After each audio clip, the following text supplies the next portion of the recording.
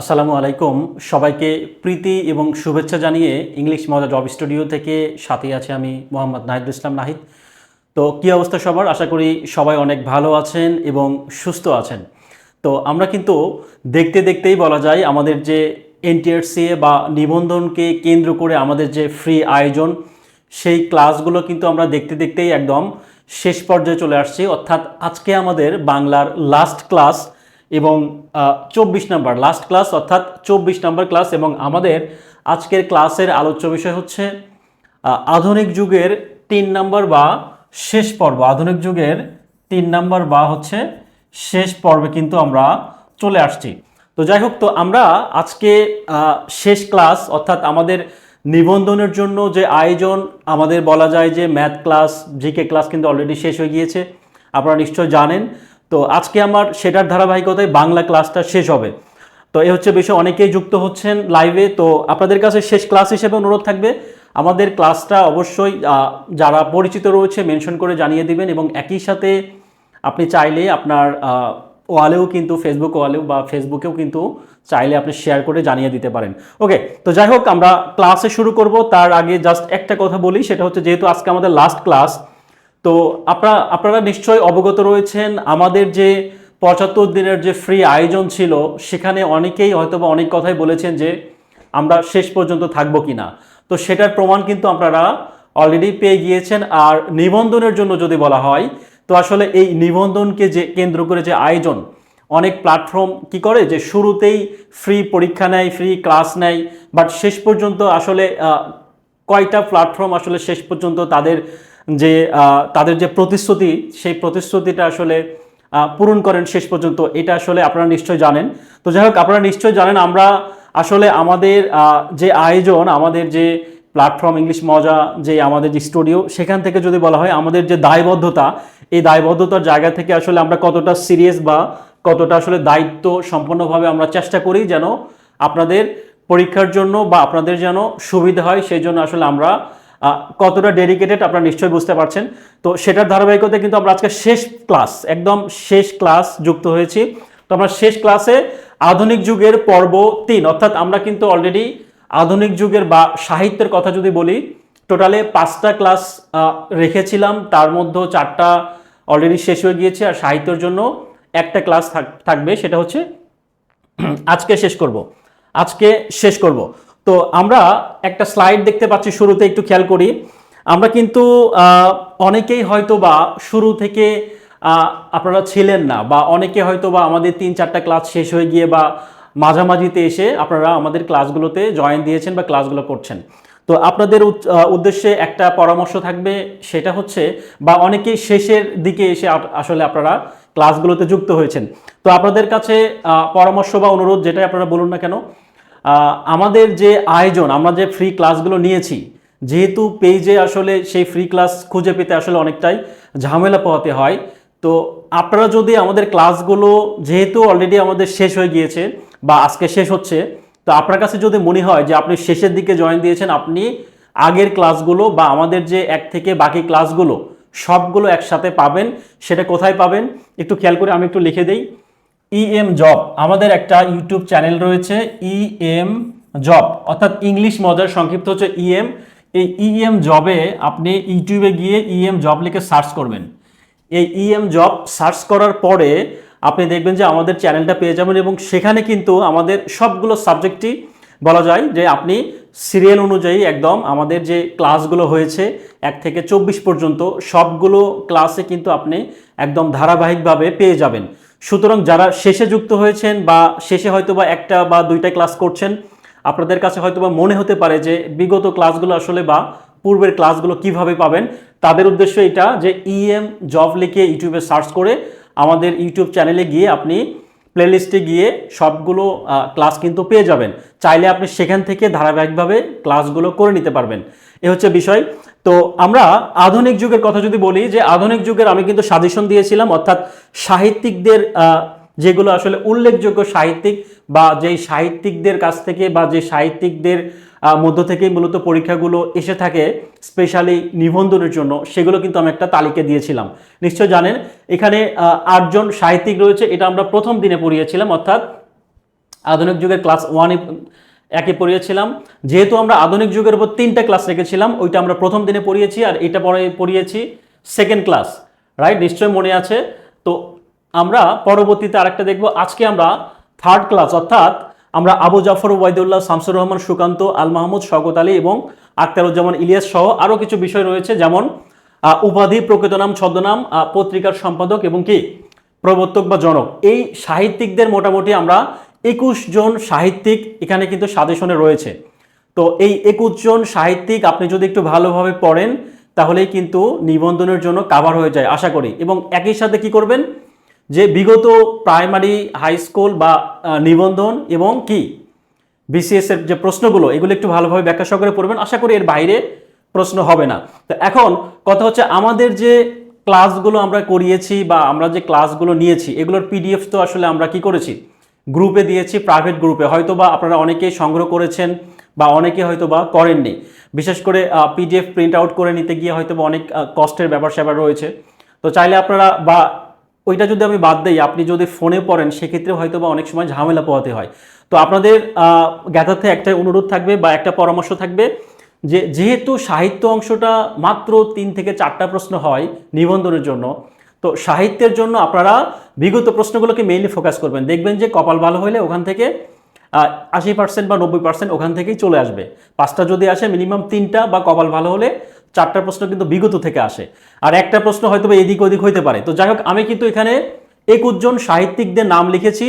আপনি যদি পিডিএফ পড়তে সমস্যা মনে হয়, আপনি আপনার কাছে যে বইটাই থাকবে, যে বইটাই আছে, সেই বইটাই একটু সুন্দরভাবে একটু পড়ে নেবেন, ঠিক আছে?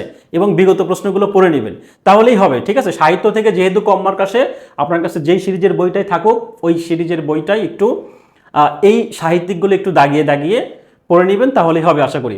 ওকে, তো আমরা শুরু করে দেব আমাদের প্রথম স্লাইডে শুরু করে দেব।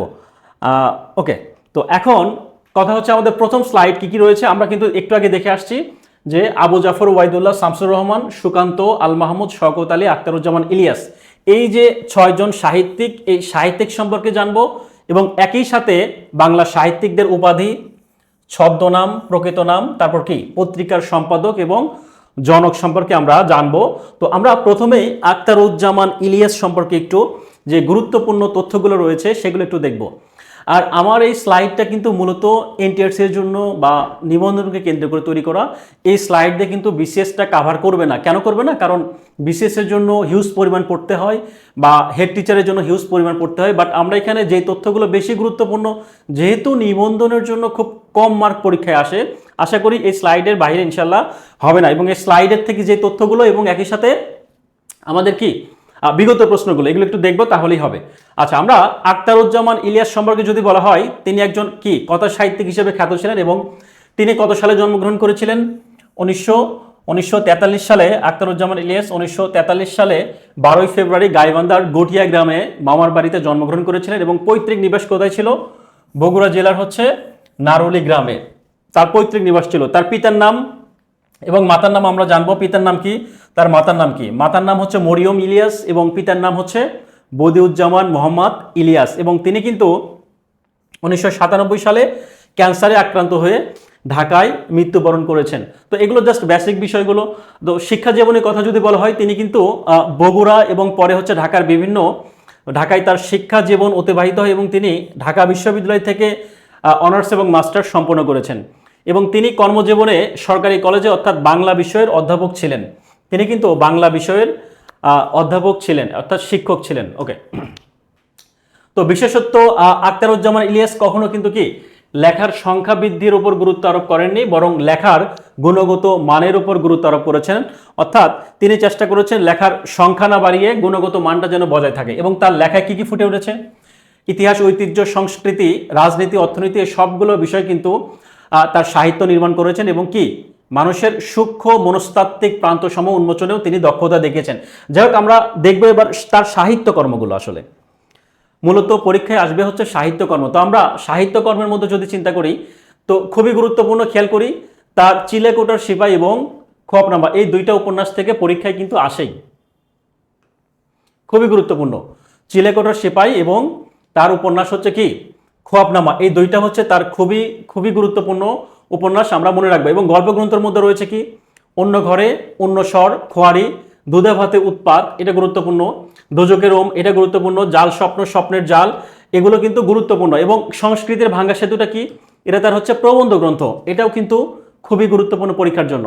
ওকে, ছোট গল্পের মধ্যে কি কি রয়েছে, মিলির হাতে স্টেন গান, তারপর রেইনকোট, প্রতিশোধ, পায়ের নিচে জল, ফোড়া, নিরুদ্দেশ যাত্রা এবং কি দখল উৎসব, এগুলো হচ্ছে তার কি ছোট গল্প। তো এর মধ্যে থেকে আমরা বেশি মনে রাখবো হচ্ছে গল্পগ্রন্থ এবং উপন্যাসটা, এবং প্রবন্ধটা অবশ্যই মনে রাখবো সংস্কৃতির ভাঙা সেতু। আর পুরস্কারের কথা যদি বলা হয়, তিনি কিন্তু বাংলা একাডেমি পুরস্কার, আনন্দ পুরস্কার এবং একই সাথে 21 পদক প্রাপ্ত হন, এবং 21 পদক প্রাপ্ত হয়েছেন। এই সালগুলো একটু মনে রাখবো, 1999 সাল, এবং একাডেমিতে বাংলা একাডেমি পুরস্কার পেয়েছেন 1982 সাল, এবং আনন্দ পুরস্কার পান হচ্ছেন 1996 সাল। এই সালগুলো একটু আমরা মনে রাখার চেষ্টা করব। তো আরও কিছু গুরুত্বপূর্ণ তথ্য, এই তথ্যগুলো একটু মনে রাখবো, এই তথ্যগুলো থেকেই মূলত পরীক্ষায় বেশি আসতে দেখা যায়।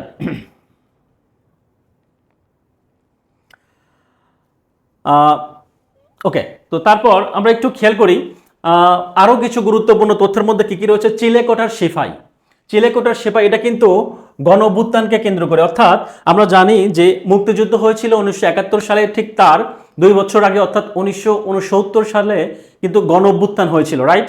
তো এই গণ অভ্যুত্থানকে কেন্দ্র করে কিন্তু যে উপন্যাসটি লেখা হয়েছিল, এটাই কিন্তু মূলত চিলেকোঠার সিপাই, অর্থাৎ 1969 সালের গণ অভ্যুত্থানকে কেন্দ্র করে আখতারুজ্জামান ইলিয়াসের এই উপন্যাসটি কি লেখা হয়েছিল। এবং এটি কিন্তু প্রথম উপন্যাস, এটা আখতারুজ্জামান ইলিয়াসের যে প্রথম উপন্যাস, এইটা যতটা না গুরুত্বপূর্ণ, তার থেকে বেশি গুরুত্বপূর্ণ হচ্ছে এই উপন্যাসের উপজীব্য বিষয়টা আসলে কি। দ্যাট মিনস উপজীব্য বলতে বোঝাচ্ছে এখানে এই উপন্যাসের কি 1969 গণ অভ্যুত্থানকে কেন্দ্র করে, অর্থাৎ এই উপজীব্য বিষয়টা আমরা মনে রাখবো। ওকে, পরবর্তী তথ্য হচ্ছে কি, উপন্যাসটিতে কি বগুড়ার আঞ্চলিক ভাষাকে কেন্দ্র করে বা বগুড়ার আঞ্চলিক ভাষাকে বিভিন্নভাবে জোরে দিয়েছেন তিনি এই ঔপন্যাসিক। তার 3টি চরিত্র বা এই উপন্যাসের প্রধান 3টি চরিত্রের কথা যদি বলা হয়, ওসমান, আনোয়ার এবং হাড্ডি খেজির, এই আমরা এই চরিত্রগুলো একটু মনে রাখবো। যদিও চরিত্র সম্পর্কে একটু বিসিএসে বেশি আসতে দেখা যায়, বাট আমরা তারপরে একটু রিডিং করব। তবে বেশি মনে রাখবো যে চিলেকোঠার সিপাইটা আসলে এর ব্যাকগ্রাউন্ড, অর্থাৎ এটা কোন উপজীব্য বিষয়কে কেন্দ্র করে বা কোন বিষয়কে কেন্দ্র করে এই উপন্যাসটি লেখা হয়েছিল, এটা মনে রাখবো। ওকে, তার দ্বিতীয় উপন্যাসের কথা যদি বলা হয়, দ্বিতীয় উপন্যাসটা হচ্ছে কি খোয়াবনামা, এটাও পরীক্ষার জন্য গুরুত্বপূর্ণ। এটা হচ্ছে দ্বিতীয় মহাকাব্যিক উপন্যাস, এবং গ্রাম বাংলার নিম্নবিত্ত মানুষের যে জীবনযাত্রা, এবং হচ্ছে কি তেভাঙ্গা আন্দোলন, 43-এর মনন্তর, ফকির সন্ন্যাসী বিদ্রোহ, এই সবগুলো বিষয় কি ঐতিহাসিক উপাদান জীবন্ত হয়ে উঠেছে কিন্তু এই উপন্যাসে। এবং এই উপন্যাসের জন্য তিনি কিন্তু পুরস্কার পেয়েছেন। আমরা একটু আগে জানলাম যে কি পুরস্কারের মধ্যে কি রয়েছে, সাদাত আলী আখন্দ পুরস্কার 1995 সাল এবং আনন্দ পুরস্কার 1996 সাল, এই দুইটা পুরস্কার তিনি পান কোন উপন্যাসের জন্য, তার দ্বিতীয় উপন্যাস অর্থাৎ খোয়াবনামা উপন্যাসের জন্য তিনি কিন্তু এই পুরস্কারগুলো পান। আচ্ছা, এখন দেখবো অন্য ঘরে অন্য স্বর, এটাও খুবই গুরুত্বপূর্ণ। এটা তার কি গল্পগ্রন্থ, এবং এটা কিন্তু তার প্রথম প্রকাশিত গল্প। হ্যাঁ, এটা একটু মনে রাখবো, প্রথম প্রকাশিত গল্প। এবং এই গল্পে কিন্তু এই গল্পগ্রন্থে কিন্তু প্রথম কথা হচ্ছে কি, আমরা গল্প এবং গল্পগ্রন্থ এই দুটা কিন্তু আমরা অনেক সময় গোলায় ফেলি। একটা হচ্ছে গ্রন্থ, গল্প গ্রন্থ, আর একটা হচ্ছে শুধু গল্প। তো কথা হচ্ছে শুধু গল্প মানে কি, কয়েকটি গল্প নিয়ে কিন্তু গল্প গ্রন্থ কি করা হয়, একটা বইয়ে কিন্তু অনেকগুলো গল্প থাকে, বাট গল্প গ্রন্থ কিন্তু একটি। তো একটি গল্প গ্রন্থের মধ্যে অনেকগুলোই কিন্তু গল্প থাকতে পারে। তো এই রকমই একটা বিষয় অন্য ঘরে অন্য স্বর, এটা হচ্ছে আখতারুজ্জামান ইলিয়াসের একটা গল্প গ্রন্থ। এবং এই গল্প গ্রন্থের মধ্যে টোটালে 6টি গল্প রয়েছে। টোটালে কয়টি, এই 6টি, কোন কোন 6টি গ্রন্থ রয়েছে একটু খেয়াল করি, নিরুদ্দেশ যাত্রা, উৎসব, প্রতিশোধ, যোগাযোগ, ফেরারি, অন্য ঘরে অন্য স্বর। তো এটা অন্য ঘরে অন্য স্বর, এটা একই সাথে গল্প গ্রন্থ এবং একই সাথে গল্প, এটা আমরা মনে রাখবো। ওকে, গল্পগুলোতে পুরান ঢাকার জনজীবনের কাহিনী প্রাধান্য পেয়েছে। তো এই যে গল্প গ্রন্থ অর্থাৎ অন্য ঘরে অন্য স্বর, এই গল্প গ্রন্থে কিন্তু পুরান ঢাকার যে বলা হয়েছে জনজীবনের যে কাহিনী, এই বিষয়গুলো কিন্তু ফুটিয়ে তোলা হয়েছে। ওকে, তো এখন দেখবো হচ্ছে খোয়ারি। খোয়ারি কিন্তু এটা তার দ্বিতীয় গল্পগ্রন্থ, এটা তার দ্বিতীয় গল্পগ্রন্থ, যেটা কিনা 1982 সালে এই গ্রন্থ প্রকাশের পর তিনি বাংলাদেশের প্রথম সারির কথা সাহিত্যিক হিসেবে স্বীকৃতি পেতে শুরু করেন। কথা সাহিত্যিক হিসেবে কিন্তু স্বীকৃতি পেতে শুরু করেন। আর খোয়ারি অর্থ হচ্ছে কি? খোয়ারি অর্থ হচ্ছে নেশা কেটে যাওয়ার অবসাদ বা অবসাদযুক্ত আবেশ, এটা হচ্ছে খোয়ারি শব্দের অর্থ। আর পরবর্তী খেয়াল করি, মিলির হাতে স্টেন গান, মিলির হাতে স্টেন গান এটা কিন্তু মুক্তিযুদ্ধের পটভূমিতে রচিত। পরীক্ষায় আসতে পারে যে মিলির হাতে স্টেন গান এইটা আসলে কোন উপজীব্য বিষয়কে কেন্দ্র করে রচনা করা হয়েছে। তো এটা হচ্ছে মুক্তিযুদ্ধের পটভূমিতে বা কোন পটভূমিতে রচনা করা হয়েছে এটা আমরা মনে রাখলাম। ওকে, রেইনকোট, রেইনকোট হচ্ছে কি? মুক্তিযুদ্ধ ভিত্তিক ছোট গল্প। তো এই গল্পটি আখতারুজ্জামান ইলিয়াসের সর্বশেষ গল্পগ্রন্থ। ঠিক আছে, সর্বশেষ গল্পগ্রন্থের নাম হচ্ছে কি জাল স্বপ্ন, স্বপ্নের জাল থেকে সংকলিত হয়েছে। অর্থাৎ রেইনকোট গল্পটি কিন্তু আখতারুজ্জামান ইলিয়াসের সর্বশেষ যে গল্পগ্রন্থ রয়েছে সেই গল্পগ্রন্থ থেকে কিন্তু সংকলিত করা হয়েছে। তো এতক্ষণ আমরা যেই চিল্লাচিল্লি করলাম, বকবক করলাম, সেই বকবকের পরিপ্রেক্ষিতে কিছু প্রশ্ন রয়েছে। এই প্রশ্নগুলো যারা জানেন অবশ্যই কমেন্ট করবেন, যারা না জানেন অবশ্যই তারা কমেন্টে নজর রাখবেন যে অনেকেই সঠিক অ্যান্সার দিচ্ছে। আচ্ছা, আমি একটু কমেন্টে নজর রাখছি, দেখি কারা কারা সঠিক অ্যান্সার করছেন। ওকে, প্রথমে প্রশ্ন রয়েছে যে 69-এর গণঅভ্যুত্থানের পটভূমিকায় লেখা উপন্যাস কোনটি? 69 গণঅভ্যুত্থানের পটভূমিতে লেখা উপন্যাস কোনটি? আমি জাস্ট এখনই কিন্তু এই বিষয়গুলো পড়ে আসছি, এই বিষয়গুলো কিন্তু আমি বলেছি মাত্র ক্লাসের মধ্যে। আপনারা নিশ্চয় জানেন যে চিলেকোঠার সেপাই, চিলেকোঠার সেপাই হচ্ছে কি 69-এর গণঅভ্যুত্থানের পটভূমিতে লেখা উপন্যাস। খুবই গুরুত্বপূর্ণ। এটা লিখেছেন কে? আখতারুজ্জামান ইলিয়াস। এটাও কিন্তু পরীক্ষায় এসে থাকে। ওকে, অনেকেই কমেন্ট করছেন শেষ বিকেলের মেয়ে সহ হালিমা আক্তার, মাহাতাব সাকিব, শামিমা সুলতানা, শিমুল আহমেদ সহ আরও অনেকেই সঠিক অ্যান্সার দিয়েছেন। মাশাআল্লাহ, অনেক অনেক ধন্যবাদ। পরবর্তী তথ্য, মিলির হাতে স্টেন গান গল্পটি কার লেখা? সিম্পল, আমরা জানি, পড়াচ্ছি আমরা কি আখতারুজ্জামান ইলিয়াস। মিলির হাতে স্টেন গান গল্পটি হচ্ছে আখতারুজ্জামান ইলিয়াসের লেখা এবং আখতারুজ্জামান ইলিয়াসের গল্পগ্রন্থ নয়। একটু খেয়াল করি, এখানে বলছে গল্পগ্রন্থ নয়। আখতারুজ্জামান ইলিয়াসের গল্পগ্রন্থ কোনটি আর গল্পগ্রন্থ নয় কোনটি? অন্য ঘরে অন্য স্বরে এটা কি? গল্পগ্রন্থ। তারপর দুধে ভাতে উৎপাদ গল্পগ্রন্থ, খোয়ারি গল্পগ্রন্থ, তার মানে কি খোয়াবনামা। অ্যান্সার হচ্ছে খোয়াবনামা। খোয়াবনামা হচ্ছে কি? খোয়াবনামা তার একটা উপন্যাস, অর্থাৎ আখতারুজ্জামান ইলিয়াসের দ্বিতীয় উপন্যাসটা হচ্ছে তার খোয়াবনামা। ওকে, আমরা নেক্সট সাহিত্যিক দেখব। নেক্সট সাহিত্যিক কি রয়েছে? সুকান্ত ভট্টাচার্য। সুকান্ত ভট্টাচার্য সম্পর্কে আমরা যেই গুরুত্বপূর্ণ তথ্যগুলো রয়েছে সেই তথ্যগুলো একটু আমরা খেয়াল করি। যে অনেকেই কমেন্ট করছেন, সঠিক অ্যান্সার দিয়েছেন। ওকে, হানিফ খান, কিয়া খান লিখেছেন আখতারুজ্জামান ইলিয়াস। জি, অনেকেই সঠিক অ্যান্সার দিয়েছেন। আমরা পরবর্তী সাহিত্যিক সম্পর্কে জানবো। সুকান্ত ভট্টাচার্য, তিনি কিন্তু ছিলেন কিশোর কবি। কিশোর কবি ছিলেন সুকান্ত ভট্টাচার্য। তিনি 1926 খ্রিস্টাব্দে কিন্তু কি কালীঘাট, কলকাতায় জন্মগ্রহণ করেছেন। কিন্তু তার পৈতৃক নিবাসটা কোথায় ছিল? পৈতৃক নিবাস ছিল গোপালগঞ্জ জেলার কোটালীপাড়ার অন্তর্গত উনশিয়া গ্রামে। রাইট? তার গোপালগঞ্জের আরও একজন ব্যক্তি আমরা নিশ্চয় জানি, গোপালগঞ্জের কোটালীপাড়ায় একজন বিখ্যাত বাংলাদেশের কি বঙ্গবন্ধু শেখ মুজিবুর রহমানের কিন্তু জন্মদিন ছিল। তো আমরা এই কথা কেন বললাম, একটু রিলেট করে পড়বো। কীরকম? আমরা কিন্তু জানি যে শেখ মুজিবুর রহমানকে কিন্তু হত্যা করা হয়েছিল কবে? সপরিবারে হত্যা করা হয়েছিল 15 আগস্ট। 15 আগস্টে কিন্তু তাকে হত্যা করা হয়েছিল সপরিবারে। তো এই 15 আগস্টের সাথে কিন্তু সুকান্তের একটা মিল রয়েছে। কি রকম মিল? একটু খেয়াল করি। সুকান্ত ভট্টাচার্যের পৈতৃক নিবাস কিন্তু গোপালগঞ্জের কোটালীপাড়ায়, তাই না? আর বঙ্গবন্ধুর কোথায় ছিল? গোপালগঞ্জের টঙ্গিপাড়া, তাই তো? তো আমরা গোপালগঞ্জ জেলাটা মিলে যাচ্ছে এবং এই তারিখটা একটু খেয়াল করি। 15ই আগস্ট। 15ই আগস্ট হচ্ছে বঙ্গবন্ধু শেখ মুজিবুর রহমান সপরিবারে হত্যা করা হয়। হ্যাঁ, আর এই 15 আগস্ট হচ্ছে সুকান্ত ভট্টাচার্যের কি জন্মদিন। তো আমরা জাস্ট রিলেট করে পড়লে হয় কি আমাদের মেমোরিতে একটু মনে থাকে। জাস্ট এটা একটু রিলেট করে পড়ার চেষ্টা করব। ওকে, তো আমরা পরবর্তী তথ্য একটু খেয়াল করি। 1947 সালের 13ই মে কিন্তু তিনি কি করেন? 21 বছর বয়সে মাত্র 21 বছর বয়সে মারা যান। তার পিতার নাম আমরা কি জানলাম? পিতার নাম হচ্ছে নিবারণ চন্দ্র ভট্টাচার্য এবং মাতার নাম হচ্ছে কি সুনীতি দেবী। পিতার নাম নিবারণ চন্দ্র এবং মাতার নাম সুনীতি দেবী।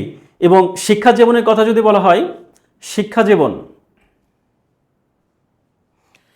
জীবন তিনি কিন্তু 1945 সালে অকৃতজ্ঞ অকৃতজ্ঞ ছিলেন, অকৃতকার্য, অর্থাৎ তিনি ফেল করেছিলেন পরীক্ষাতে, প্রবেশিকা পরীক্ষায় তিনি কিন্তু ফেল করেন। ওকে, তো আরো কিছু তথ্য রয়েছে এখানে। তো কর্মজীবনের যদি বলা হয়, ভারতীয় কমিউনিস্ট পার্টির একজন সক্রিয় সদস্য ছিলেন এবং দৈনিক পত্রিকা স্বাধীনতার কিশোর সভা অংশের প্রতিষ্ঠাতা এবং আজীবন সম্পাদক ছিলেন।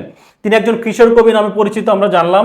তিনি 21 বছর বয়সে বা 21 বছর তথা কত 20 বছর 9 মাস, যদি পরীক্ষায় আসে 21 বছর, আর যদি এক্স্যাক্টলি যদি 20 বছর 9 মাস থাকে তাহলে আমরা এক্স্যাক্টলি তথ্যটাই দেবো, না হলে আমরা 21 বছর দেব। তিনি যক্ষায় কিন্তু মারা গিয়েছিলেন, রাইট। তো পরবর্তী তথ্য হচ্ছে কি, তিনি স্বাধীনতা যুদ্ধের সময় তার কবিতা মুক্তিকামী বাঙালিদের মনে এক বিশেষ শক্তি এবং সাহস সঞ্চার করেছিলেন। তার উল্লেখযোগ্য সাহিত্যকর্ম একটু জানবো। সুকান্ত ভট্টাচার্যের খুবই গুরুত্বপূর্ণ এবং উল্লেখযোগ্য সাহিত্য বা কাব্যগ্রন্থের মধ্যে কি রয়েছে, মেইনলি তার কাব্য থেকে বেশি প্রশ্ন করা হয়। কাব্যগ্রন্থ, সুকান্ত ভট্টাচার্যের কাব্যগ্রন্থের মধ্যে কি কি রয়েছে, ছাড়পত্র খুবই গুরুত্বপূর্ণ, তারপর কি পূর্বাভাস, মিঠে করা, অভিযান, অভিযানটা গুরুত্বপূর্ণ, ঘুম নেই, হরতাল, হরতালটা গুরুত্বপূর্ণ, তারপর কি গীতিগুচ্ছ, সবগুলোই আমরা পড়বো, বাট বেশি যেগুলো পরীক্ষা আসে সেগুলো একটু আমি দাগিয়ে দিলাম, এ হচ্ছে বিষয়। তো পরবর্তীতে তার সম্পাদিত কাব্যগ্রন্থের কথা যদি বলা হয়, ফ্যাসিবাদ বিরোধী লেখক শিল্পী সংঘের পক্ষে আকাল নামে একটি কাব্যগ্রন্থ সম্পাদনা করেছিলেন। ওকে, এবং তার বিখ্যাত কবিতার মধ্যে কি রয়েছে, তার বিখ্যাত কবিতা ছাড়পত্র, 18 বছর বয়স, রানার, এক যে ছিল, এই সবগুলোই তার বিখ্যাত কি কবিতা। তো এখন এখন ব্যাপার হচ্ছে আরো কিছু গুরুত্বপূর্ণ তথ্য রয়েছে, যেই তথ্যগুলো আসলে আমাদের পরীক্ষার জন্য জানা জরুরি। যেমন সুকান্ত ভট্টাচার্যের রচনা কিন্তু কাজী নজরুল ইসলামের প্রভাব লক্ষ্য করা যায়, অর্থাৎ এই জন্য কিন্তু তিনি কি বিদ্রোহী, তাকে কিন্তু সেই দৃষ্টিকোণ থেকে নজরুল ধারার বিদ্রোহী কবি কে ছিলেন, সুকান্ত ভট্টাচার্য। তো এখন তিনি কিন্তু বাংলা সাহিত্যের মার্ক্সবাদী ভাবধারায় বিশ্বাসী ছিলেন, মার্ক্সবাদী ভাবধারায় বিশ্বাসী এবং প্রগতিশীল চেতনার অধিকারী তরুণ ছিলেন। তিনি 50-এর মন্বন্তর উপলক্ষ করে সুকান্ত ভট্টাচার্য একটা কি সাহিত্য সংকলন সম্পাদনা করেছেন, একটা হচ্ছে কি আকাল সাহিত্য সংকলন সম্পাদনা করেন। এটি মূলত হচ্ছে কি কবিতার সংকলন, এটি মূলত হচ্ছে ছিল কবিতার সংকলন।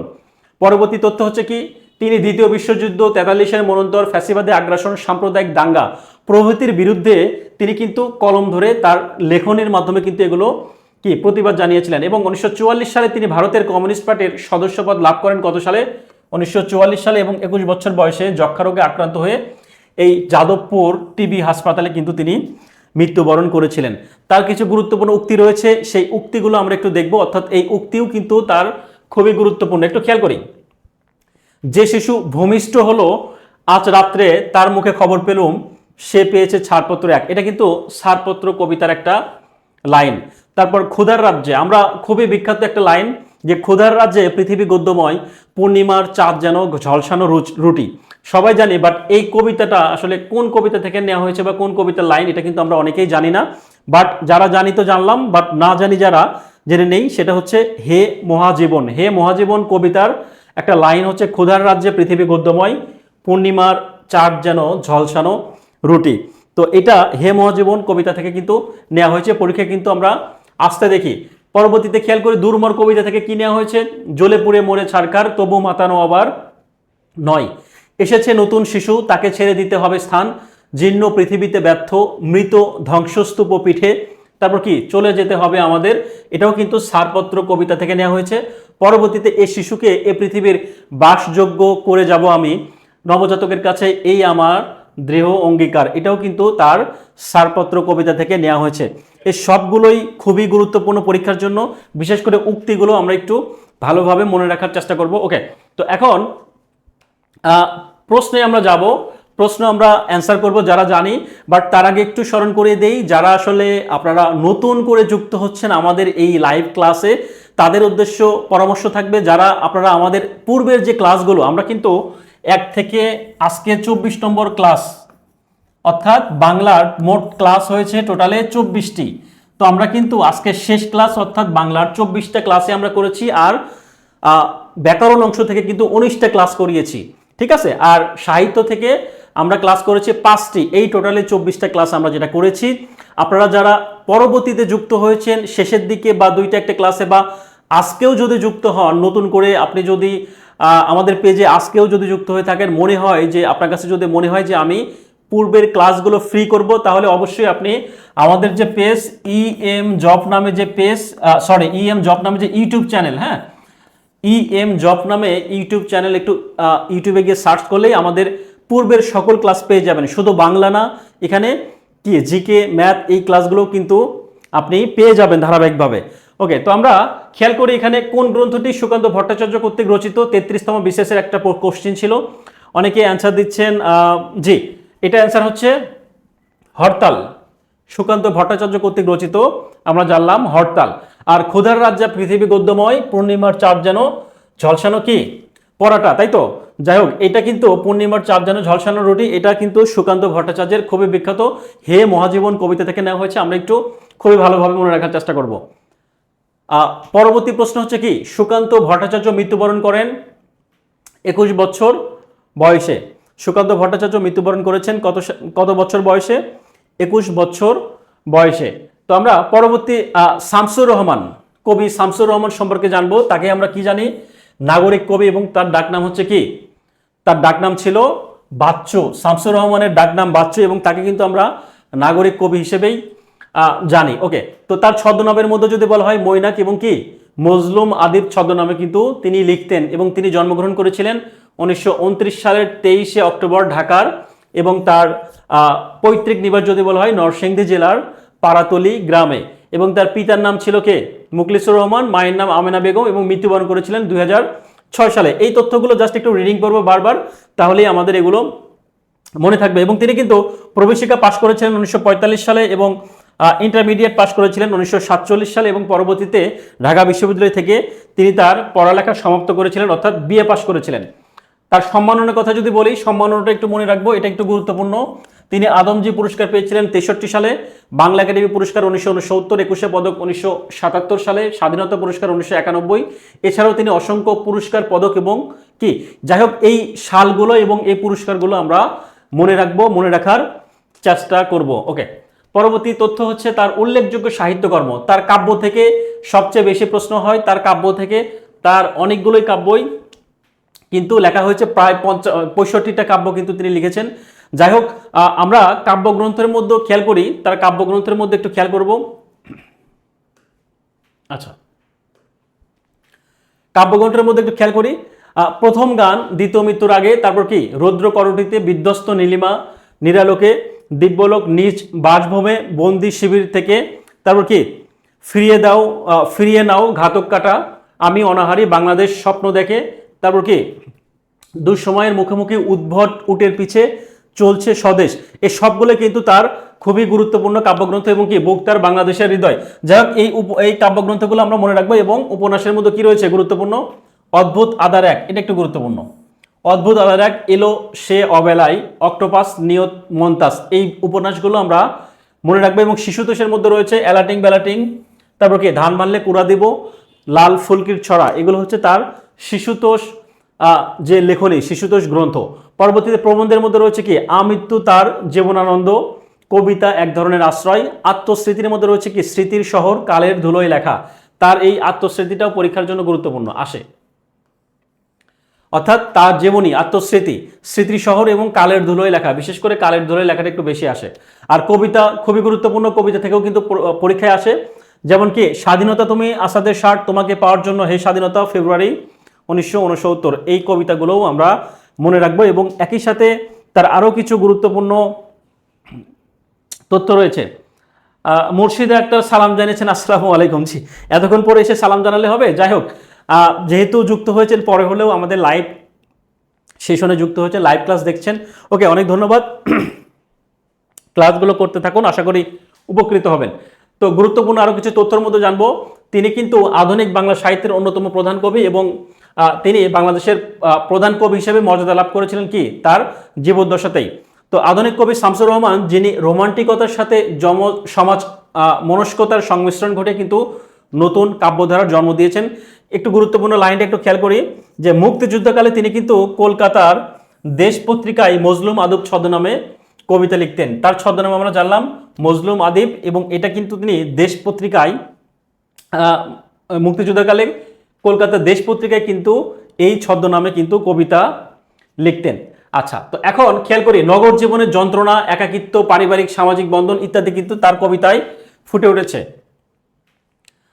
পরবর্তী তথ্য হচ্ছে কি, তিনি বিভিন্ন পত্রিকায় এই এই সিন্দাবাদ যেমন, তারপর লিপিকার, নেপথ্যে ময়নাক প্রভৃতি ছদ্মনামে কিন্তু সম্পাদকীয় এবং উপসম্পাদকীয় উপসম্পাদকীয় কিন্তু লিখতেন। ওকে, তো পরবর্তী তথ্য একটু খেয়াল করি যে আধুনিক কবিতায় অনন্য পৃষ্ঠপোষক বুদ্ধদেব বসুর কবিতা পত্রিকায় তিনি কিন্তু রূপালী স্নান কবিতাটি প্রকাশিত হলে কবি হিসেবে শামসুর রহমান সুধীরজনের দৃষ্টিপাত করেন। এটা একটু মনে রাখবো, রূপালী পত্রিকায় এবং রূপালী স্নান এবং কবিতা পত্রিকায় রূপালী স্নান কবিতাটি প্রকাশিত হলে, ঠিক আছে, তিনি শামসুর রহমানের সুধীরজনের দৃষ্টি লাভ করেছেন। ওকে,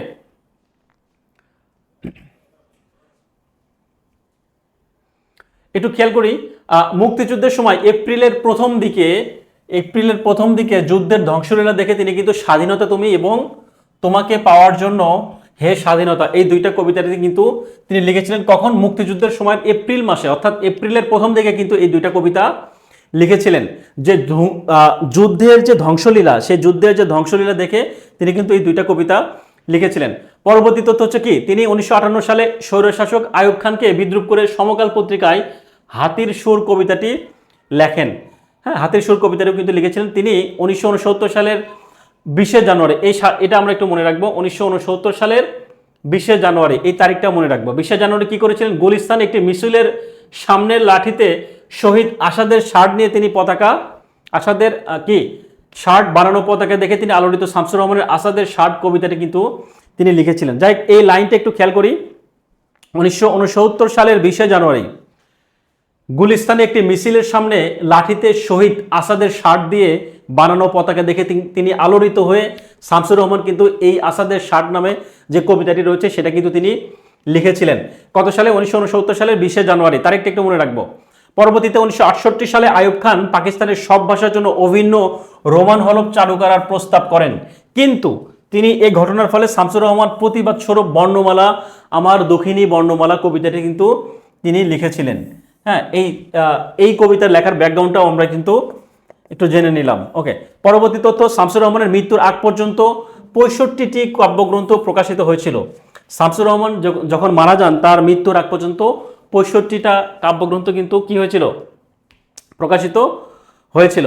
আচ্ছা, তো এখন তার শামসুর রহমান সম্পর্কে কিছু গুরুত্বপূর্ণ এমসিকিউ একটু খেয়াল করি। শামসুর রহমান, বুক তার বাংলাদেশের হৃদয়, বুক তার বাংলাদেশের হৃদয়, তাই না? অনেকগুলোই আমরা জানি কাব্যগ্রন্থ, প্রায় 65। তারপর কি উদ্ভট উটের পিঠে চলছে স্বদেশ, তাই না? তো এরকম আরো অনেকগুলো তার কাব্যগ্রন্থ রয়েছে।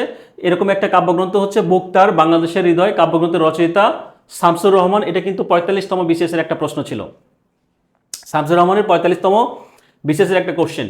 পরবর্তীতে আসাদের শার্ট কবিতার লেখক কে? আসাদের শার্ট কবিতার লেখক 37তম বিসিএসের প্রশ্ন আমরা এখনই জানলাম যে শামসুর রহমান। পরবর্তীতে কি, পাড়াতলী গ্রামে জন্মগ্রহণ করেছিলেন কে? নরসিংদী জেলার পাড়াতলী গ্রামে জন্মগ্রহণ করেছিলেন। তার পৈতৃক নিবাস কে? শামসুর রহমান। এই তিনটা তথ্যই কিন্তু আমরা জেনে নিলাম। এখন পরবর্তীতে সাহিত্যিক একটু খেয়াল করি, আবু জাফর ওবায়দুল্লাহ। আবু জাফর ওবায়দুল্লাহ সম্পর্কে যদি বলা হয়, তার পুরো নাম হচ্ছে কি ছিল? তার পুরো নাম ছিল আবু জাফর মোহাম্মদ ওবায়দুল্লাহ খান। আবু জাফর মোহাম্মদ ওবায়দুল্লাহ খান। যারা আপনারা নতুন যুক্ত হয়েছেন, আপনারা তো চাইলেও আমাদের এই পিডিএফটা পাবেন না। আপনারা নিশ্চয় জানেন আমাদের যে বইটা রয়েছে, all in one question bank নামে যে বইটা রয়েছে, যারা এই বইটা ক্রয় করেছেন শুধুমাত্র তারাই কিন্তু আমাদের এই পিডিএফগুলো পেয়ে যাবেন। কারণ আমরা যে সিক্রেট গ্রুপটা, আমাদের যে প্রাইভেট গ্রুপ রয়েছে, সেখানে কিন্তু আমাদের এই ক্লাসগুলো শেষে সকল পিডিএফ সেখানে আমরা প্রোভাইড করে থাকি। তো এই পিডিএফগুলো শুধুমাত্র তারাই পান যারা আসলে আমাদের এই বইটা, অল ইন ওয়ান কোশ্চেন নামে যে বইটা রয়েছে, সেই বইটা যারা আসলে ক্রয় করেন। তো আপনারা যারা এখনো কেনেননি, বা আপনারা যদি মনে করেন যে আমি কিনবো না, আমার কাছে যথেষ্ট বই রয়েছে, তো তাদের কাছে আমার পরামর্শ থাকবে, আপনি যদি বইটা নাও কিনে থাকেন দ্রুত কিনে নেওয়ার চেষ্টা করবেন। আর যদি নাও কিনে নেন, অন্তত এই স্লাইডের যে তথ্যগুলো রয়েছে, এগুলো পিডিএফগুলো যদি নাও পান, আপনি স্ক্রিনশট দিয়ে বা খাতায় নোট ডাউন করার দরকার নেই, কারণ এগুলো অনেক তথ্য। অথবা আপনি এক কাজ করতে পারেন, আপনার কাছে যেই সিরিজের বই থাকবে সেই সিরিজ থেকেই কিন্তু আমার শুরুতে যে লেখকগুলো রয়েছে, 21 জন লেখকের কথা বলা রয়েছে, সেই 21 জনের লেখক সম্পর্কে আপনি আপনার বই থেকে আপনি আপনার মতো করে পড়ে নেবেন। যে বইটাই থাকুক আপনার কাছে, সেখান থেকে পড়ে নেবেন, তাহলে কিন্তু আশা করি হয়ে যাবে। ওকে, তার জন্ম মৃত্যু জানবো এবার। আবু জাফর ওবায়দুল্লাহর জন্ম মৃত্যুর কথা যদি বলা হয়, 1934 খ্রিস্টাব্দে বরিশাল জেলার বাবুগঞ্জ উপজেলায় কিন্তু তিনি জন্মগ্রহণ করেছিলেন। পিতার নাম হচ্ছে জব্বার খান, পাকিস্তানের আইন পরিষদের স্পিকার ছিলেন। তার শিক্ষা জীবনের কথা যদি বলা হয়, 1948 সালে ময়মনসিংহ জেলা থেকে মাধ্যমিক এবং 50 সালে ঢাকা কলেজ থেকে উচ্চ মাধ্যমিক এবং পরবর্তীতে ঢাকা বিশ্ববিদ্যালয় ইংরেজি বিভাগ নিয়ে থেকে কিন্তু তিনি অনার্স করেন এবং মৃত্যুবরণ করেন কত সালে? 2001 সালে। তো তিনি ঢাকা বিশ্ববিদ্যালয় থেকে কিন্তু তিনি প্রভাষক অর্থাৎ ইংরেজিতে মাস্টার্স করে ঢাকা বিশ্ববিদ্যালয়ে তিনি প্রভাষক হিসেবে জয়েন করেন। পরবর্তীতে তিনি যোগ দেন হচ্ছে কি পাকিস্তান সিভিল সার্ভিসে। আচ্ছা, তো এখন পরবর্তী একটু তথ্য খেয়াল করি, 1982 সালে কিন্তু তিনি সচিব হিসেবে অবসর নেয় এবং পরবর্তীতে রাষ্ট্রপতি এরশাদ সরকারের সময়ে এরশাদের সময় কিন্তু কি করেন, তিনি কৃষি ও প্রাণী সম্পদ মন্ত্রী হিসেবে 2 বছর দায়িত্ব পালন করেছিলেন। কৃষি ও প্রাণী সম্পদ মন্ত্রী হিসেবে 2 বছর দায়িত্ব পালন করেছিলেন। 1984 সালে তিনি যুক্তরাষ্ট্রে বাংলাদেশের রাষ্ট্রদূত হিসেবেও কিন্তু দায়িত্ব পালন করেছিলেন। এই তথ্যগুলো একটু মনে রাখবো। তিনি রাষ্ট্রদূত, বাংলাদেশের মন্ত্রী ছিলেন, কি মন্ত্রী? কৃষি এবং পানি সম্পদ মন্ত্রী ছিলেন এবং একই সাথে তিনি বাংলাদেশের রাষ্ট্রদূত ছিলেন। অর্থাৎ 1984 সালে যুক্তরাষ্ট্রে বাংলাদেশের রাষ্ট্রদূত হিসেবে কিন্তু তিনি দায়িত্ব পালন করেছেন এবং পরবর্তীতে তিনি 92 সালে এশিয়া প্যাসিফিক অঞ্চলের অতিরিক্ত মহাপরিচালক হিসেবেও কিন্তু বিশ্ব খাদ্য এবং কৃষি সংস্থার যেটা রয়েছে সেটার কিন্তু মহাসচিব হিসেবেও কিন্তু বা মহাপরিচালক হিসেবেও কিন্তু তিনি চাকরি করেছেন বা মহাপরিচালক হিসেবে কিন্তু দায়িত্ব পালন করেছেন। ওকে, তো পরবর্তীতে খেয়াল করি তিনি ঢাকার ফিরে বেসরকারি সংস্থারও কিন্তু চেয়ারম্যান হিসেবে কয়েকদিন দায়িত্ব পালন করেছেন।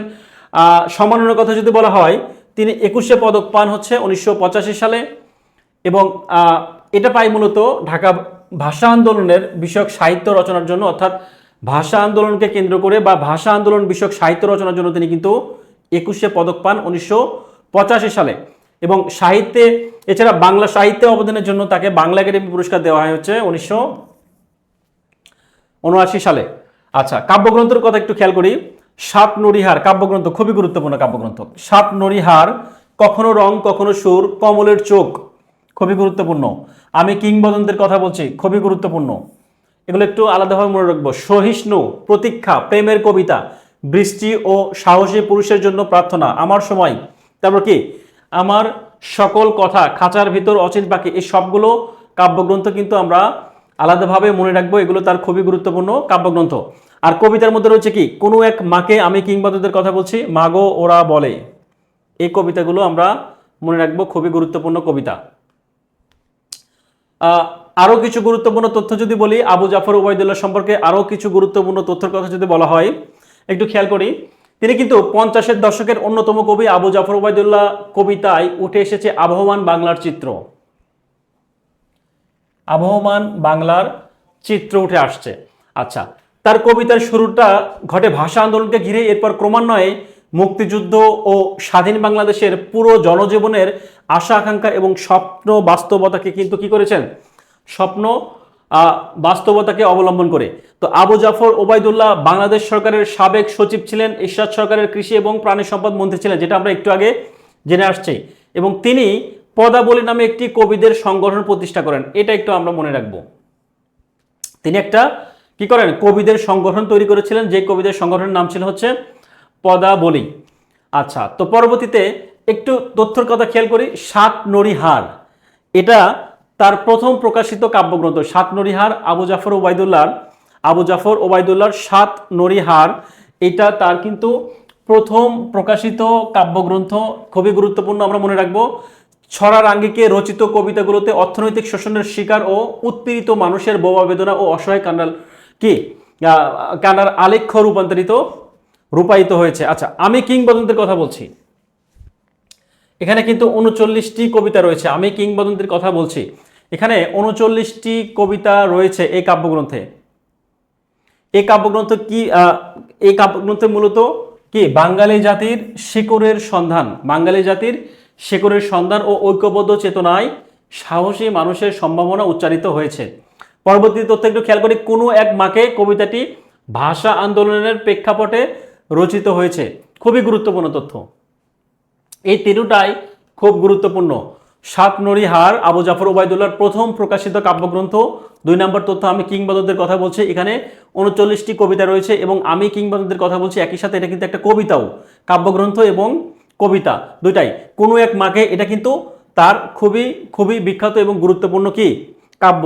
আর এটা কিন্তু কবিতা, এই কবিতা কোনো এক মাকে কবিতাটা কিন্তু ভাষা আন্দোলনের প্রেক্ষাপটে রচিত। কোনো এক মাকে, এই কবিতাটা ভাষা আন্দোলনকে কেন্দ্র করে লেখা হয়েছে। পিডিএফ গুলো যদি, হালিমা আক্তার বলেছেন পিডিএফ গুলো যদি আমাদের ফিচারে যুক্ত করা যেত।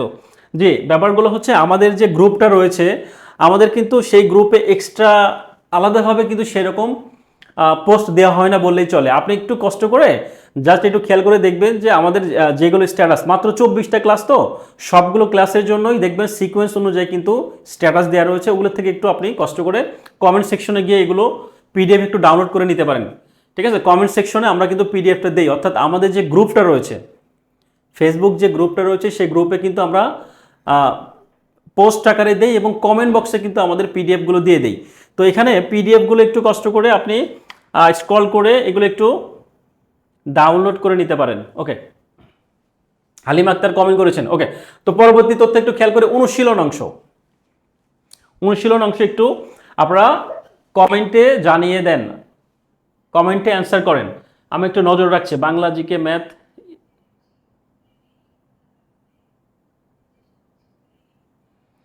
জি, শিমুল আহমেদ কিন্তু সুন্দর করে অ্যান্সার দিয়েছে।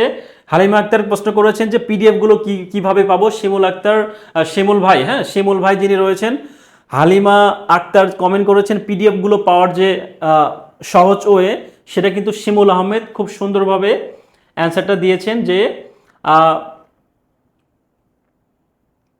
যে ক্লাসের আসলে আপনি পিডিএফ চান, সেই ক্লাসের ওই স্যারের প্রোফাইলে ক্লিক করে তাহলে দেখবেন সিরিয়ালে কিন্তু পিডিএফ গুলো পেয়ে যাবেন। ঠিক আছে, এ হচ্ছে বিষয়। আচ্ছা, আমরা খেয়াল করি 7 নরিহার কাব্যগ্রন্থটি কার রচনা? আবু জাফর ওবায়দুল্লাহ 7 নরিহার কাব্যগ্রন্থ আমরা এখনই পড়লাম। ওকে, পরবর্তী তথ্য হচ্ছে কি, মাগো ওরা বলে কবিতাটি কার লেখা? মাগো ওরা বলে কবিতাটি লিখেছেন কে? আবু জাফর ওবায়দুল্লাহ। পরবর্তী তথ্য হচ্ছে কমলের চোখ আবু জাফর ওবায়দুল্লাহর কি? কমলের চোখ আবু জাফর ওবায়দুল্লাহ নাটক, উপন্যাস, কাব্য নাকি গল্পগ্রন্থ? এটা কিন্তু তার, সরি, এটা হচ্ছে তার কাব্য। আবু জাফর ওবায়দুল্লাহর কমলের চোখ, এটা হচ্ছে তার কাব্যের নাম। এবার জানবো আল মাহমুদ সম্পর্কে তথ্য জানবো। আল মাহমুদ,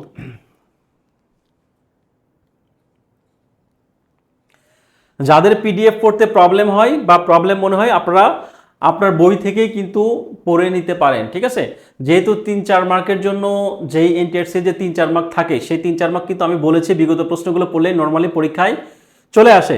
তারপরেও যদি আপনি অতিরিক্ত পড়তে চান, সেক্ষেত্রে আপনি আমার যে দাগানোগুলো রয়েছে, সেই দাগানো সাহিত্যিকগুলো আপনার কাছে যে বইটা থাকবে, সেই বইটা একটু সুন্দর করে দাগিয়ে নিয়ে সেখান থেকে পড়ে নেবেন। ওকে, আল মাহমুদ তথ্য একটু খেয়াল করে, আল মাহমুদ সম্পর্কিত গুরুত্বপূর্ণ তথ্য। তিনি ব্রাহ্মণবাড়িয়ার মোরাইল গ্রামে জন্মগ্রহণ করেছিলেন এবং কত সালে জন্মগ্রহণ করেছিলেন? 1936 সালের 11 জুলাই জন্মগ্রহণ করেছিলেন। তার প্রকৃত নাম মীর আব্দুল শুকুর আল মাহমুদ। এটা পরীক্ষার জন্য গুরুত্বপূর্ণ। তার প্রকৃত নাম, আল মাহমুদের প্রকৃত নাম পরীক্ষায় কিন্তু আসে। তার শিক্ষাগত যোগ্যতা কিন্তু মাত্র মাধ্যমিক পাস। আল মাহমুদের শিক্ষাগত যোগ্যতা ছিল মাত্র মাধ্যমিক পাস। আচ্ছা, পরবর্তী তথ্য একটু খেয়াল করি, বাংলা একাডেমি সাহিত্য পুরস্কার কত সালে পান তিনি?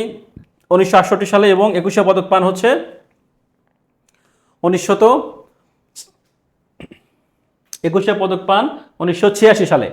পরবর্তী তথ্য একটু খেয়াল করি, তিনি 2019 সালে কিন্তু ইবনে সিনা হসপিটালে মৃত্যুবরণ করেছেন। তার কাব্যগ্রন্থগুলো একটু খেয়াল করবো। আল মাহমুদের কাব্যগ্রন্থ খুবই গুরুত্বপূর্ণ পরীক্ষার জন্য।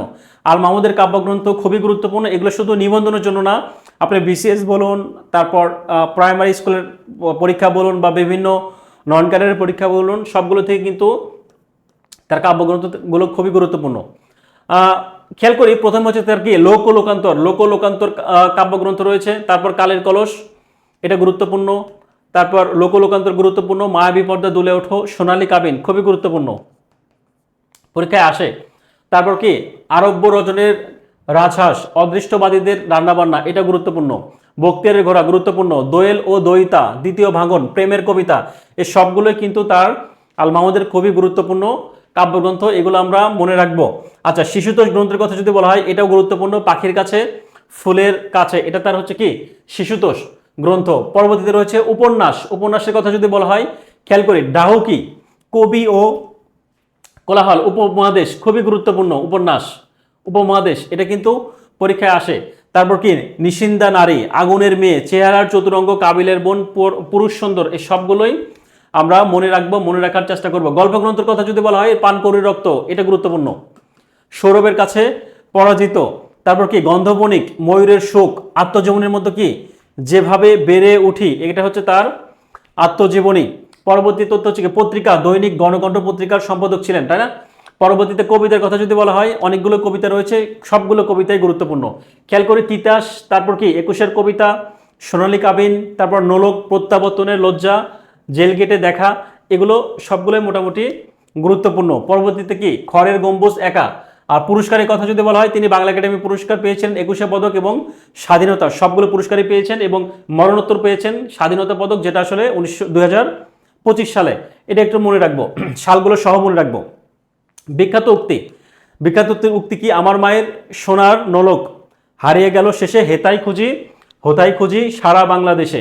তো এটা হচ্ছে নোলক কবিতার একটা লাইন, খুবই গুরুত্বপূর্ণ লাইন। এই লাইনটা আমরা মনে রাখবো, তার বিখ্যাত উক্তি। অনুশীলন পাঠের কথা একটু খেয়াল করি। অনুশীলন পাঠ,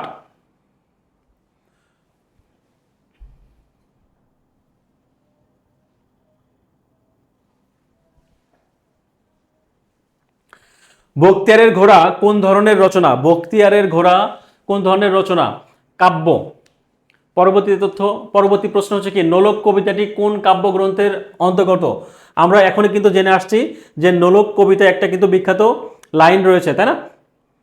আমার মায়ের সোনার নোলক হারিয়ে গেল শেষে হেতাই খুঁজি হোতাই খুঁজি সারা বাংলাদেশে, এটা কিন্তু খুবই গুরুত্বপূর্ণ একটা লাইন, খুবই গুরুত্বপূর্ণ একটা উক্তি, যেটা কিনা এই নোলক কবিতা থেকে নেওয়া হয়েছে। তো এই কবিতাটি কোন কাব্যগ্রন্থের? কাব্যগ্রন্থের নাম হচ্ছে লোকান্তর। লোকান্তর। আচ্ছা, পরবর্তীতে আল মাহমুদ পত্রিকার সম্পাদনা করেছেন, আমরা একটু আগে জানলাম, দৈনিক গণকণ্ঠ পত্রিকায় তিনি সম্পাদনা করেছেন। পরবর্তী আমরা একটু খেয়াল করি শওকত আলী। শওকত আলী সম্পর্কে যে গুরুত্বপূর্ণ সাহিত্যকর্মগুলো রয়েছে সেগুলো একটু আমরা দেখব, দেখার চেষ্টা করব। শওকত আলী 12 জানুয়ারি 1936 সালে পশ্চিমবঙ্গে কোথায় জন্মগ্রহণ করেছেন? দিনাজপুর জেলার রায়গঞ্জে জন্মগ্রহণ করেন। ছাত্র জীবনে প্রথম লেখা গল্প কলকাতার নতুন সাহিত্য পত্রিকায় কিন্তু প্রকাশিত হয়েছিল। তারপর সরকারি সঙ্গীত কলেজের অধ্যক্ষের পদ থেকে অবসর নেয় কত সালে? 1993 সালে। এবং তিনি পুরস্কার পেয়েছেন, বাংলা সাহিত্য পুরস্কার, তারপর কি ফিলিপস সাহিত্য পুরস্কার এবং ত্রয় উপন্যাসের জন্য এটা পেয়েছেন এবং 21 পদক পেয়েছেন 1990 সালে। এই বিষয়গুলো আমরা একটু মনে রাখবো, সাল সহ মনে রাখবো। এবং মৃত্যুবরণ করেছিলেন 2018 সালে, ঠিক আছে?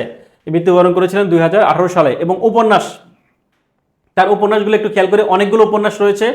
এই সবগুলো উপন্যাস আমরা একটু জাস্ট রিডিং করবো, বাট গুরুত্বপূর্ণ উপন্যাসগুলো আমি একটু দাগায় দেই। খেয়াল করে যাত্রা, এটা হচ্ছে তার গুরুত্বপূর্ণ উপন্যাস, এটা মনে রাখবো।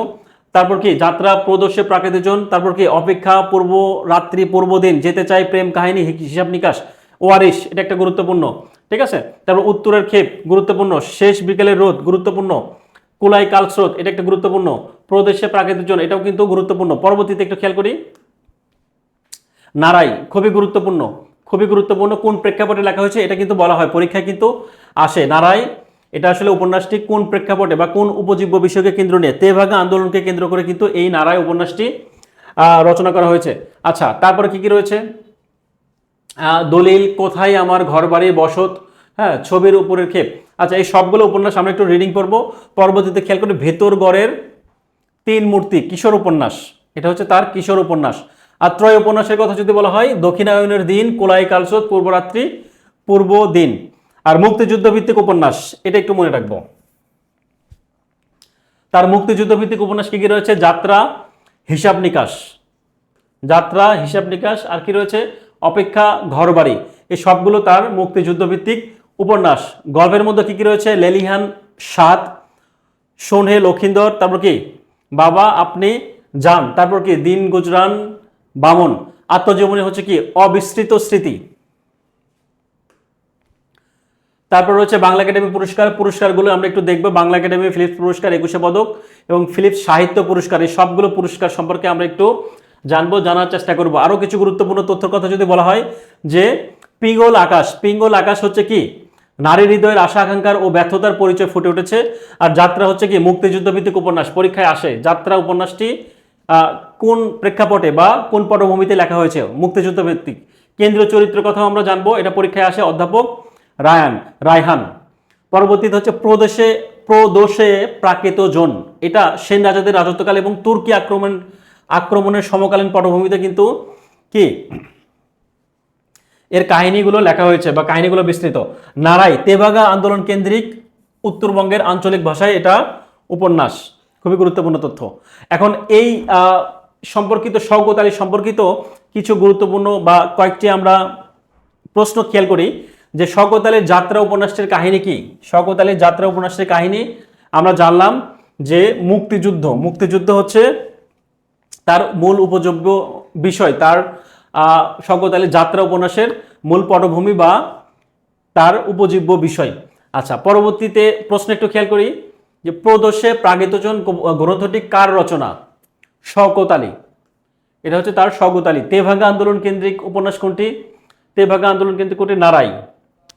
এটা পরীক্ষার জন্য খুবই গুরুত্বপূর্ণ, অনেক আসে কিন্তু। 41তম বিসিএস-এর একটা প্রশ্ন ছিল তেভাগা আন্দোলন কেন্দ্রিক উপন্যাস কোনটি? নারাই, লিখেছেন শওকত আলী। পরবর্তীতে একটু খেয়াল করি বাংলা সাহিত্যিকদের যে উপাধিগুলো রয়েছে, আমরা জানি যে বাংলা সাহিত্যিকদের কিন্তু উপাধি রয়েছে, এই উপাধিগুলোও কিন্তু পরীক্ষায় এসে থাকে, ঠিক আছে? এগুলো একটু খেয়াল করি। কাজী নজরুল ইসলাম কি বিদ্রোহী কবি, জাতীয় কবি, তারপর কি বাংলার মিল্টন বলা হয় হেমচন্দ্রকে। হ্যাঁ, এখানে অনেকগুলোই স্লাইডে দেওয়া রয়েছে। এই উপাধিগুলো আপনারা একটু আলাদাভাবে মনে রাখবেন, ঠিক আছে? একটু জাস্ট রিডিং পড়বেন, উপাধিগুলো একটু পড়বেন, এগুলো কিন্তু গুরুত্বপূর্ণ। আমি জাস্ট স্লাইডে দেখিয়েছি, এগুলো আমি আলাদাভাবে পড়ছি না, জাস্ট আপনারা একটু রিডিং পড়ে নেবেন। বারবার রিডিং পড়লে কিন্তু মনে থাকবে। ইসমাইল হোসেন সিরাজি থেকে স্বপ্নাতুর কবি ইসমাইল হোসেন সিরাজি, হ্যাঁ, এগুলো কিন্তু পরীক্ষায় আসে, ঠিক আছে? তারপর কি বিষ্ণু দে মার্ক্সবাদী কবি, তারপর কি মালাধর বসু, গুণরাজ খান, এগুলো কিন্তু আমরা উপাধিগুলো মনে রাখবো। কবি কঙ্কন মুকুন্দরাম চক্রবর্তীর কি উপাধি হচ্ছে কবি কঙ্কন, এগুলো পরীক্ষার জন্য খুবই গুরুত্বপূর্ণ। মুকুন্দ দাস চারণ কবি। যাই হোক, শহীদ জননী জাহানারা ইমাম, এই তথ্যগুলো আমরা মনে রাখবো। এখানে অনেকগুলো তথ্য রয়েছে, আমি জাস্ট পড়াচ্ছি না, আপনারা একটু রিডিং পড়ে নিন, ঠিক আছে? এখানে আসলে আচ্ছা, আমরা এখানে অনেকগুলোই রয়েছে স্লাইড, খেয়াল করি। নাগরিক কবি কাকে বলা হয়? শামসুর রহমান, এটাও গুরুত্বপূর্ণ। আর আধুনিক যুগের নাগরিক কবি কাকে বলা হয়? সমর সেন। এই দুইটা তথ্যই গুরুত্বপূর্ণ, একটা হচ্ছে নাগরিক কবি আর একটা হচ্ছে কি আধুনিক যুগের নাগরিক কবি, দুইটা তথ্যই আমরা মনে রাখবো। তারপর কি যুগ সন্ধিগুণের কবি, পরীক্ষায় আসে ঈশ্বরচন্দ্র গুপ্ত, হ্যাঁ, এটা কিন্তু পরীক্ষার জন্য গুরুত্বপূর্ণ। তারপর কি সুকান্ত ভট্টাচার্য, আমরা এখনই জানলাম যে কিশোর কবি। আর ছন্দের জাদুঘর হচ্ছে সত্যেন্দ্রনাথ দত্ত। তারপর কি ছান্দসিক কবি কাকে বলা হয়? ছান্দসিক কবি বলা হয় আব্দুল কাদেরকে, এগুলো গুরুত্বপূর্ণ। তারপর কলম সৈনিক বলা হয় আব্দুল হককে কলম সৈনিক বলা হয়। মোহিতলাল মজুমদারকে সত্য সুন্দর। তারপর কি মধুসূদন মজুমদার দৃষ্টিহীন, এগুলো আমরা খেয়াল করো। যাই হোক, উপাধিগুলো একটু খেয়াল করব। উপাধির মধ্যে কয়েকটা প্রশ্ন রয়েছে। বাংলা সাহিত্যে সাহিত্য বিশারদ কার উপাধি? সাহিত্য বিশারদ কার উপাধি? আব্দুল করিম সাহিত্য বিশারদ হচ্ছে কার উপাধি? আব্দুল করিমের উপাধি। পরবর্তীতে হচ্ছে কি বাংলার মিল্টন কাকে বলা হয়? বাংলার মিল্টন কাকে বলা হয়? বাংলার মিল্টন বলা হয় হচ্ছে কাকে? হেমচন্দ্র চট্টোপাধ্যায়কে। তারপর কি সত্য সুন্দর দাস কার ছদ্মনাম? মোহিতলাল মজুমদার। এগুলো কিন্তু পরীক্ষায় আসে, ঠিক আছে? মোহিতলাল মজুমদার, এগুলো পরীক্ষায় আসে, এগুলো আমরা মনে রাখবো। এবার জানবো প্রকৃত নাম এবং ছদ্মনাম। ছদ্মনামের কথা যদি বলা হয় বলাই চাঁদ মুখোপাধ্যায় কি বনফুল, এগুলো পরীক্ষার জন্য গুরুত্বপূর্ণ। টেকচাঁদ ঠাকুর, প্যারিচাঁদ মিত্র ছদ্মনাম হচ্ছে কি টেকচাঁদ ঠাকুর। তারপর কি রবীন্দ্রনাথ ভানুসিংহ, হুতুম পেঁচা, কালীপ্রসন্ন সিং। এই তথ্যগুলো আমরা মনে রাখবো, মনে রাখার চেষ্টা করব। খেয়াল করি পরবর্তীতে আরো অনেকগুলো রয়েছে। খেয়াল করি দীনবন্ধু মিত্র কি গন্ধর্ব নারায়ণ। তারপর কি আবুল ফজলের শমসেরুল আজাদ, এগুলো আমরা রিডিং করবো। বারবার রিডিং করলে কিন্তু এই তথ্যগুলো আমাদের মনে থাকবে। তারপর কি বাণভট্ট, নিহার রঞ্জন গুপ্তর কি ছদ্মনাম বাণভট্ট। পরশুরাম, রাজশেখর বসুর ছদ্মনাম হচ্ছে কি পরশুরাম। নীলিমা ইব্রাহিম, নীলিমা রায় চৌধুরী, চারুচন্দ্র চক্রবর্তী, জরাসন্ধ, এগুলো কিন্তু গুরুত্বপূর্ণ, আমরা এগুলো একটু মনে রাখবো, খেয়াল করি। পরবর্তী প্রমোদ চৌধুরী, বীরবল, খুবই পরীক্ষায় আসে এবং সবাই আমরা নিশ্চয়ই জানি, খুবই কমন একটা বিষয়। বিমল ঘোষ, মৌমাছি, আসে পরীক্ষায়। কাঙাল হরিনাথ, হরিনাথ মজুমদার, তারপর কি সুনন্দ, পরীক্ষায় আসে কিন্তু। নারায়ণ গঙ্গোপাধ্যায়, ঠিক আছে, এগুলো সবগুলোই গুরুত্বপূর্ণ, আমরা এগুলো দেখে নেব। এগুলো কিন্তু আপনাদের কাছে বই কিন্তু আছে, হ্যাঁ, এগুলো বই থেকেই পড়ে নেবেন। আপনার কাছে যেই বইটাই থাকুক, সেটা আপনার যে কোনো সিরিজের হোক, যে কোনো ডাইজেস্ট হোক, এগুলো একটু ওখান থেকে পড়ে নেবেন। আচ্ছা, এখানে কিছু গুরুত্বপূর্ণ পরীক্ষা প্রশ্ন রয়েছে, একটু খেয়াল করি। কয়েকটি প্রশ্ন রয়েছে যে জরাসন্ধ কার ছদ্মনাম? তথ্য মন্ত্রণালয়ের একটা পরীক্ষা ছিল টেলিভিশন প্রকৌশলে 2004 সালের একটা প্রশ্ন। জরাসন্ধ এটা কার ছদ্মনাম? চারুচন্দ্র চক্রবর্তী, সমরেশ বসু, বিমল ঘোষ, অচিন্ত কুমার সেনগুপ্ত। আমরা একটু আগে জানলাম কি চারুচন্দ্র। জরাসন্ধ কার ছদ্মনাম? চারুচন্দ্র চক্রবর্তী। পরবর্তীতে হচ্ছে কি সুনন্দ কার ছদ্মনাম ছিল? সুনন্দ হচ্ছে নারায়ণ গঙ্গোপাধ্যায়ের ছদ্মনাম সুনন্দ। সনাতন পাঠক কোন সাহিত্যিকের ছদ্মনাম? সনাতন পাঠক কার ছদ্মনাম এটা? আচ্ছা, আমি একটু কমেন্ট দেখবো, আমরা প্রায় শেষের দিকে চলে আসছে ক্লাসগুলো। সোনালী খাতুন 2-এর খ, মুর্শিদা আক্তার লিখেছেন 1-এর খ, শেষ বিকেলের মেয়ে লিখেছেন 1-এর খ। জি, অনেকেই আপনারা সঠিক অ্যান্সার দিচ্ছেন, মাশাআল্লাহ, অনেক অনেক ভালো। তো যাই হোক, আপনারা এই সবগুলো বিষয় একটু মনে রাখবেন, মনে রাখার চেষ্টা করুন, বারবার একটু প্র্যাকটিস করবেন, রিভিশন দিবেন, তাহলে কিন্তু এই বিষয়গুলো আর ভুল হবে না। আর সনাতন পাঠক কোন সাহিত্যিকের ছদ্মনাম যদি বলা হয়, তাহলে অ্যান্সার কোনটা হবে? সুনীল গঙ্গোপাধ্যায়, সুনীল গঙ্গোপাধ্যায়। আচ্ছা, পরবর্তীতে একটু খেয়াল করে, বাংলা সাহিত্যের বিভিন্ন প্রবর্তক বা জনক, বিভিন্ন জনকের কথা যদি বলা হয়, যেরকম বাংলা গদ্যের জনককে, তারপর বাংলা কি আধুনিক বাংলা সাহিত্যের প্রথম মুসলিম কবিকে, এগুলো আমরা মনে রাখবো, ঠিক আছে। এই পরীক্ষাগুলো এই টাইপের বিষয়গুলো কিন্তু পরীক্ষায় আসে।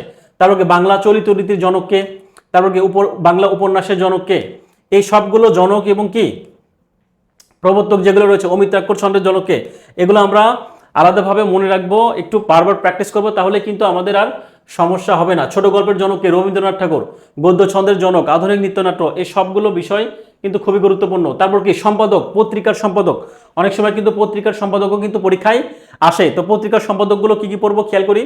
প্রকাশকালটা অতটা আসে না, প্রকাশকালটা আসে বাট খুব কম, বাট আমরা যেটা বেশি আসে সেটা হচ্ছে কি এই পত্রিকাটি আসলে সম্পাদনা কে করেছেন খেয়াল করি। বেঙ্গল গেজেট সম্পাদনা করেছেন কে? James Augustus হেকি। তো এখানে সবগুলোই গুরুত্বপূর্ণ বিষয়গুলো দেওয়া রয়েছে, এগুলো একটু জাস্ট আপনারা একটু দেখে নেবেন, পড়ে নেবেন, ঠিক আছে। সংবাদ প্রভাকর দৈনিক, এটা কে লিখেছেন? ঈশ্বরচন্দ্র গুপ্ত। তারপর কি সমাচার সভা রাজেন্দ্র, এটা সম্পাদনা করেছেন শেখ আলিমুল্লাহ। হ্যাঁ, রংপুর বার্তাবহ, এটা সম্পাদনা করেছেন কে? সম্পাদনা করেছেন গুরুচরণ রায়। ওকে, তো এরকম এখানে আরো কিছু তথ্য রয়েছে, যেমন কি বঙ্গদর্শন, খুবই গুরুত্বপূর্ণ, বঙ্কিমচন্দ্র চট্টোপাধ্যায়। তারপর কি ভারতী, দ্বিজেন্দ্রলাল রায়। হ্যাঁ, তারপর কি কোহিনূর, ইয়াকুব আলী চৌধুরী। যাই হোক, সবুজপত্র প্রমোদ চৌধুরী, এগুলো কিন্তু পত্রিকা নাম এবং সম্পাদক। ধূমকেতু, খুবই ধূমকেতু, নাঙ্গল এবং কি নবযুগ, এই তিনটা কিন্তু কার? কাজী নজরুল ইসলামের। এই তিনটা সাল সহ আমরা একটু মনে রাখবো, কারণ এগুলো বেশি গুরুত্বপূর্ণ, সাল সহ আমরা মনে রাখবো। ওকে, তারপর কি রয়েছে এখানে? আরো অনেকগুলো রয়েছে। শিক্ষা পত্রিকা খুবই গুরুত্বপূর্ণ, এই সবগুলো, বেগম সমকাল, সবগুলো পত্রিকা আমরা একটু কি প্রকাশকাল এবং সম্পাদক সবগুলো একটু আমরা মনে রাখবো, মনে রাখার চেষ্টা করব। আর সাপ্তাহিক বেগম পত্রিকাটি ইংরেজি কত সালে প্রথম প্রকাশিত হয়েছিল? সাল আসে বাট একটু কম আসে, তারপরেও আমরা একটু রিডিং করবো, যেগুলো ইম্পর্টেন্ট বেশি গুরুত্বপূর্ণ এগুলো একটু পড়ার চেষ্টা করব। এটা কত সালে হবে? 1947 সালে। অ্যান্সার হচ্ছে 1947 সাল। তার পরবর্তীতে খেয়াল করি, দৈনিক আজাদ পত্রিকার সম্পাদকের নাম কি? দৈনিক আজাদ পত্রিকার সম্পাদকের নাম হচ্ছে কি? আমির সাবা, মোহাম্মদ আকরাম খা, সেকেন্দার আবু জাফর, নাকি? এটা হচ্ছে দৈনিক আজাদ সম্পাদক পত্রিকার সম্পাদক হচ্ছে মোহাম্মদ আকরাম খা। নিচের পত্রিকাগুলোর মধ্যে যেটি ব্যতিক্রম ধর্মী, একটু খেয়াল করি, সীমান্ত। তো যাই হোক, আমরা কিন্তু একদম শেষে চলে আসছি আমাদের যে আয়োজন। যেহেতু আজকে আমার শেষ ক্লাস, আপনাদের সাথে হয়তো বা আর নিবন্ধনকে কেন্দ্র করে, অর্থাৎ নিবন্ধনের ক্লাস নিয়ে আর দেখা হবে না। তো যাই হোক, অনেকটা সময় আপনারা আমাদের সাথে ছিলেন, আশা করি আপনারা উপকৃত হয়েছেন বা উপকৃত হবেন। আমাদের ক্লাসগুলো যদি ভালোভাবে করেন, আশা করি ইনশাল্লাহ নিবন্ধনের জন্য অন্তত সরি, তো তো আশা করি আপনি যদি আমাদের সকল ক্লাস ভালোভাবে করেন এবং বিগত প্রশ্নগুলো যদি একটু প্র্যাকটিস করেন, আশা করি ইনশাআল্লাহ নিবন্ধনের জন্য আপনাকে কেউ আটকাতে পারবে না। অর্থাৎ নিবন্ধনের জন্য এনাফ তো বটে, মোর দেন এনাফ। অর্থাৎ নিবন্ধনকে আসলে আপনাকে নিবন্ধনের জন্য আর টেনশন করতে হবে না ইনশাআল্লাহ। হ্যাঁ, এ হচ্ছে বিষয়। তো যাই হোক, আমাদের শুরু থেকেই অনেকটাই কি বলা যায়, অনেকটাই আমরা টেনশনে ছিলাম যে আসলে আমরা আপনাদেরকে কতটা ভালোভাবে সার্ভিস দিতে পারছি কিনা, কতটা বোঝাতে পারছি কিনা, সবগুলো বিষয়ে আমাদের কিন্তু অনেকটাই টেনশন থাকে। তো যাই হোক, শেষ পর্যন্ত আপনারা সাথে ছিলেন, যারা ছিলেন তাদেরকে অসংখ্য ধন্যবাদ। আপনারা আমাদের সাথে থাকবেন, আপনারা ক্লাসগুলো করবেন, আর বুঝতে সমস্যা হলে কমেন্ট করবেন, আমরা চেষ্টা করব সেগুলোর আসলে সলিউশন দেওয়ার, বা বিভিন্ন ক্লাসে পরবর্তীতে হয়তো বা দেখা হবে। এই হচ্ছে বিষয়। যাই হোক, আজকে এই পর্যন্তই থাকবে। আমাদের কিন্তু একদম টোটালি 24টা ক্লাস আমরা আজকে আনুষ্ঠানিকভাবে শেষ করলাম। অর্থাৎ বলা যায় যে নিবন্ধনের আমার বাংলার যে আয়োজন, বাংলার যে ক্লাস, আজকে আমরা আনুষ্ঠানিকভাবে বিদায় নিচ্ছি ইনশাল্লাহ। তো সবাই ভালো থাকবেন এবং সুস্থ থাকবেন। আপনাদের জন্য দোয়া থাকবে, আমার জন্য দোয়া রাখবেন। তো সবাই ভালো থাকবেন। আসসালামু আলাইকুম।